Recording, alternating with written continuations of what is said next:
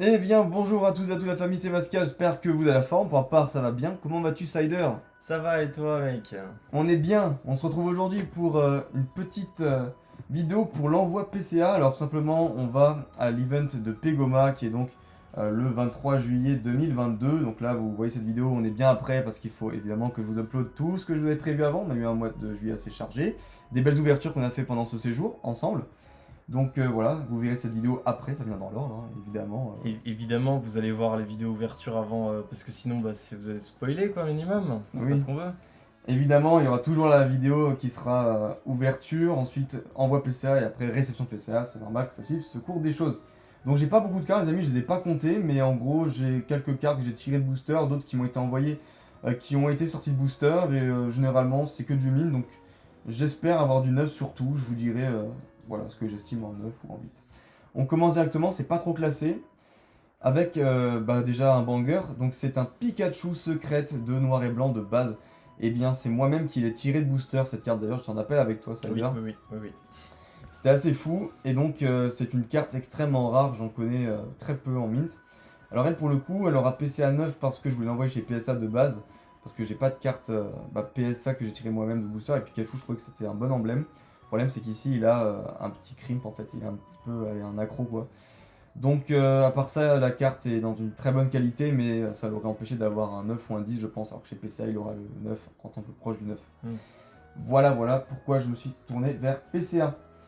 Ensuite, alors là pour le coup j'ai décidé d'envoyer un symbole de l'ouverture gardien du pouvoir, donc comme vous pouvez le savoir j'ai ouvert un booster qui était à 17,50, donc qui était censé être lourd, malheureusement pas d'holographique dans ce booster, mais du coup je me suis peut-être posé la question, est-ce que le fait que j'ai une énergie en river, ça puisse changer le poids. C'est peut-être ça qui fait en sorte que je n'ai pas eu d'holo et que du coup l'holo à la place de la carte rare s'est retrouvé au niveau de l'énergie en reverse. Dans tous les cas, je décide de l'envoyer parce que je me dis que c'est un beau symbole de cette ouverture mythique et puis quand même qu'elle est assez jolie. Problème, c'est que ici il y a quand même des défauts, donc je pense qu'elle aura la note de 8, mais je l'envoie quand même parce que c'est un très très beau souvenir. Voilà. Ensuite, on commence du coup avec les holos diamants et perles. Donc là, du coup, et les câbles de Merveille Secrète, qui est donc une carte de deck que j'ai tirée moi-même. Donc vous avez vu la vidéo ouverture, si c'est pas encore le cas, n'hésitez pas à aller la checker. Et donc voilà, c'est une carte qui est magnifique, donc il y a les câbles dans la neige. Pour le coup, j'ai plutôt bien ouvert le deck, donc j'espère qu'elle a le 9, comme ça au moins elle rejoindra son pote Maganon, qui a eu le 9 aussi avant, hein, donc chez PCA. Et au pire, si elle n'a pas 9, je garde un deuxième deck Merveille Secrète en réserve. C'est vrai. On veut toujours avoir un deuxième tour dans notre manche.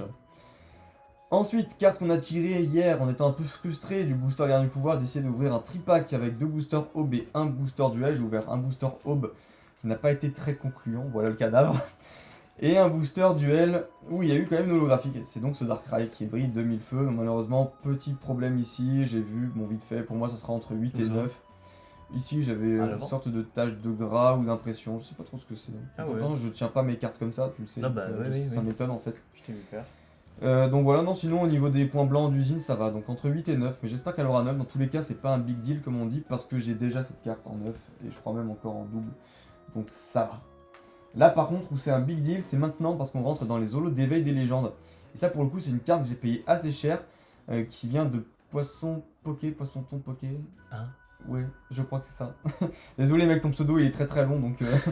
Mais en gros, il a ouvert un booster sur Insta et un booster réveil. Et du coup, il a eu ce magnifique Luxray de Mitsuhiro Harita.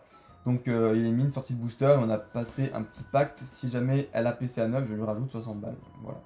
C'est une clause libératoire comme dans les joueurs de foot, on a fait le mercato. C'est une carte qui au total en loose pourrait me coûter 140 balles si elle revient PCA 9. Donc, avec la gradation, ça fait quand même 155 balles la carte. Mais elle les vaut.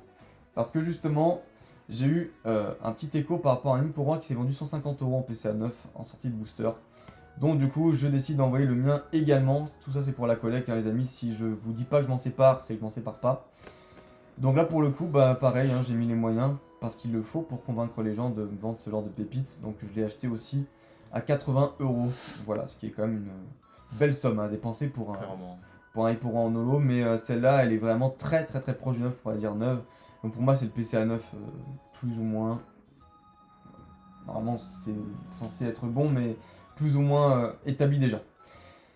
Donc là, on a une autre carte qui vient aussi du même propriétaire que le Hipporoi. On a donc Spiritomb, qui vient de ML Collect si je me trompe pas. Merci à toi l'ami. Et qui du coup me l'a vendu. Donc lui pour le coup il est un peu moins bien que le Hipporoi. Mais étant donné que... Enfin il était censé être un peu moins bien, mais étant donné qu'au final j'ai un peu inspecté les deux, je pense qu'ils sont plus ou moins pareils. Et il n'y a rien qui l'empêche vraiment d'avoir le 9 non plus, le Spiritomb. Donc j'espère les avoir, les 9 là-dessus, parce que sur les Legends c'est vraiment une purge, hein, je pense que tu peux confirmer. Ouais, clairement. C'est vraiment la pire série avec Merveille Secrète, je pense, à avoir en termes d'holo. Et du coup, la dernière holo, d'ailleurs, qui me manque pour compléter mon set Tempête en PCA 9, elle, il faut vraiment que je l'ai. Ouais, c'est celle que je t'avais tagué sur la pub du mec, Voilà. là, qui est incroyable. Magnezone de Tempête type électrique. Donc du coup, c'est la seule que j'ai pas en PCA 9. J'ai pas mis dans mes recherches parce que elle est sortie de booster par quelqu'un et je l'ai payé quand même assez cher. J'ai payé dans mes souvenirs 50 balles, ce qui est très cher pour une holo de Diamant et Perle Tempête. Surtout pour Magnezone qui est pas un peu comme très apprécié. Mais bon, comme elle est mint, voilà. Comme c'est la dernière, j'étais sûr que tu trouverais ça cool quand même. Hein. J'ai pas envie d'ouvrir des boosters les amis pour ça. Mais... Voilà. Alors on passe au bloc AGSS parce que moi contrairement à Sider j'adore ce bloc. Non mais... Et alors j'aime aussi ce bloc, c'est juste que... Enfin bon... il a trop vu de Prime chez moi. À cause de lui j'en gerbe genre... Voilà, donc là du coup j'envoie 2 Typhlosion Prime que j'ai acheté à 15€ pièce chez un contact. Là pour le coup 15€ pièce c'est assez insolent, ils sont sortis de booster donc normalement les deux j'espère le 9. Voilà, donc j'en ai déjà un en 9. Peut-être que ça pourra partir, mais je pense uniquement à l'échange. Dans le sens où, moi, mon but, c'est de compléter les holos de DP. Donc, si vous avez des recherches, enfin des cartes, pardon, que j'ai dans mes recherches, n'hésitez pas à les voir sur Instagram, vous abonner à mon profil et dans les stories à la une, vous pouvez voir ce que je recherche. Ça sera actualisé en temps réel. En autre prime d'AGSS, on a un Meganium en prime très très joli d'AGSS de base. Donc voilà, pareil, acheté au même gars pour la modique somme de 15€. Toutes les primes ont coûté 15 balles. Donc, c'est plutôt sympa quand même, mine de rien, d'avoir ce genre de carte. Ensuite, Faramp, qui vient donc du phare magnifique, le Faramp de Justine, si je dis pas de bêtises. Donc voilà, 105ème du set, elle est très belle celle-là, et pareil, l'état est un peu moins bien ouais, par contre. en haut à droite, aïe. Mais, et là aussi en bas à gauche, ouais, ça sera certainement 8 pour le coup celle-là. Mais en vrai, elle a pas de rayure, donc j'ai quand même décidé de l'envoyer. Ouais. Et là, j'ai 2 cartes, l'Euphorie Prime. Donc voilà, c'est pas la plus sexy des primes, on doit bien se le dire. Mais comme elles sont aussi sorties de booster avec les défauts qu'on leur connaît, hein, évidemment. Voilà, oh, quoi que ça va en vrai. J'ai décidé de les envoyer toutes les deux. Et je crois qu'elles sont plutôt clean, à part celle-ci, un petit peu moins quand même. Mais franchement, ça reste quand même très appréciable pour du AGSS de base. Ensuite, on passe à du HS déchaînement avec un Tyrannosif Prime. Donc pour le coup, c'est une carte qui est la plus badass des primes, je pense. Parmi les meilleurs primes qui puissent être dans le bloc HS. Enfin, en termes de badassitude, je crois qu'il n'y en a pas beaucoup d'autres. Ouais, en vrai, allez, on va dire Ectoplasma, c'est Ectoplasma. la meilleure en termes de badassitude. Oui, voilà. Vraiment, elle est très très... Mais celle-là, elle est pas mal du tout non plus. Après, il y a CX que j'aime beaucoup. Il y a... Bon, après, voilà, c'est pas vraiment du badass. Alligatueur. Alligatueur, ouais, qui est très badass pour le coup. Typhlosion, il est pas mal aussi. Donc voilà, normalement, j'espère un 9 sur celui-là. Donc on verra bien. Mais 9,5 pour des primes, ce serait bien. C'est sorti de booster. D'ailleurs, ça vient du grouping qu'on avait fait sur le Discord VIP de la formation. Donc la femme avait des boosters déchaînement à 30€ pièce, mais avait aussi des primes qui avaient été achetés, je crois, autour des entre 5 et 10€ pièce. Ah sérieux, Oui. Je savais pas que c'était aussi peu cher. Oui, Voilà. donc ils avaient fait un super coup sur le Discord. Voilà.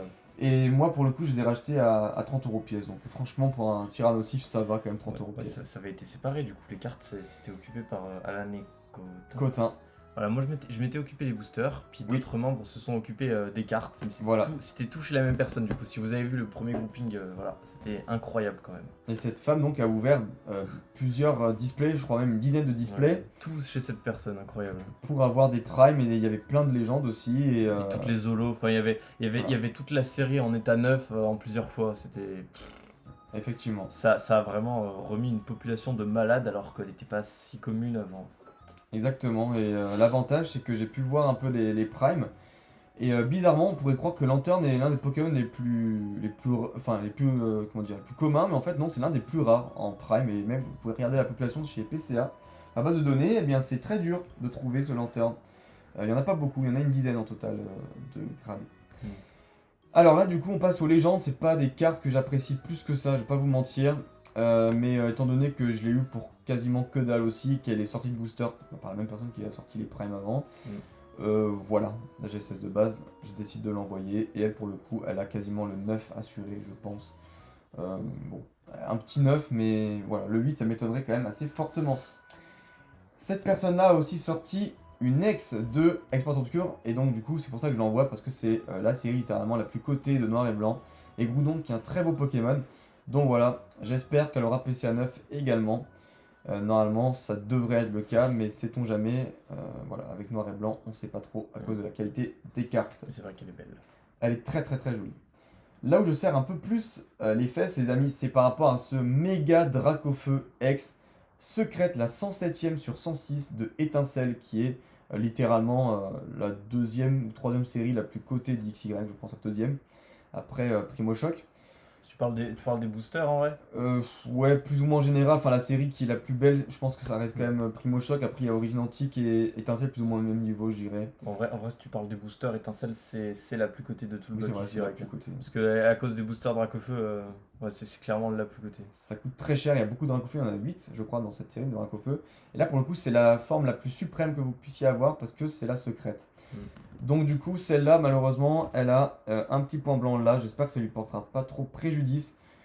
Pour le reste, bon des petits points blancs de découpe, mais sinon elle est mint la carte, donc j'espère vraiment qu'elle aura 9. Si j'ai 9 là-dessus c'est un banger, hein, très clairement. J'avoue. C'est fou. Et j'ai quand même acheté à 85 balles, donc j'ai payé très cher, mais c'est son prix, hein, les amis, c'est son prix. Donc il me reste encore deux cartes à vous montrer. L'avant-dernière, c'est un Groudon X Full Art de la Team Magma de Double Danger. Donc c'est une carte qui s'obtenait dans les boosters de 5 cartes, ça va bien 5 cartes je crois. 7. 7 cartes dans Double Danger. C'est très étonnant, mais 7 cartes. 7 cartes, pardon, et c'est dans d'autres boosters qu'il y a 5 cartes. C'est dans quel booster qu'il y a 5 cartes? C'est dans Coffre des Dragons. Coffre des Dragons, voilà, c'est ça. C'est dans Noir et Blanc. Donc du coup, bon, voilà, toujours le même objectif, je vous l'ai dit en début de vidéo, taper le 9. On verra bien. Mais si j'ai examiné, j'ai forcément une chance que ça tape le 9. Sinon, j'en ai reçu d'autres des foulards de sa part et je les ai vendus parce que pour moi c'était le 8. Et enfin, dernière petite carte, c'est un Pikachu V en gold. Du très récent, du Sword and Shield. Donc là pour le coup, c'est la promo du coffret Ultra Premium, tout simplement de célébration. Donc bon, elle, on espère taper le 9,5, mais je suppose qu'elle tapera le 9 à cause des petits problèmes dans les angles. Voilà, vous pouvez le voir, un peu les angles recourbés. Mais ça, c'est à l'usine, malheureusement, c'est comme ça. Ils vont compter ça comme un défaut. Voilà les amis, en tout cas, j'espère que cette petite vidéo envoi PCA vous aura plu. On a très hâte d'être à la réception, je pense que ça va être quelque chose d'assez sympathique.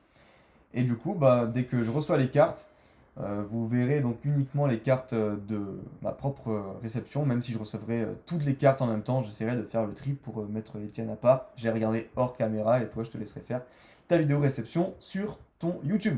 Ok, bah merci d'avoir été là pour cette vidéo, ça fait plaisir. Bah ouais, pas de soucis hein, mec. Et puis du coup les amis, je vous souhaite de bien vous porter jusqu'à la prochaine vidéo. Ciao. Ciao.